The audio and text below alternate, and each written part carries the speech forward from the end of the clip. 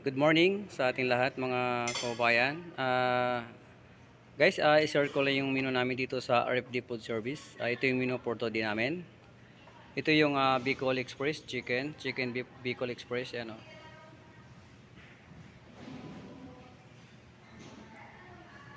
Tsaka ito naman yung inihaw na limpo mga kababayan. Ano. Sandali na ito, ano to, pinipilahan tong inihaw na limpo dito. Tsaka ito meron dito yung beef calderita. Beef calderita. Favorito din ng mga customer dito yan. Saka siyempre gulay, meron tayong chop suey. Chop suey. Healthy na gulay.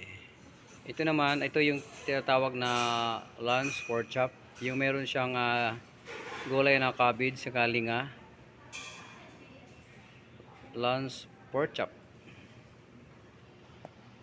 Saka ito yung hinasal na manok. Ayan.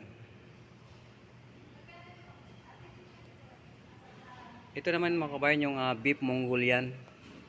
Meron din siyang sesame seed. Yan. Beef Mongolian.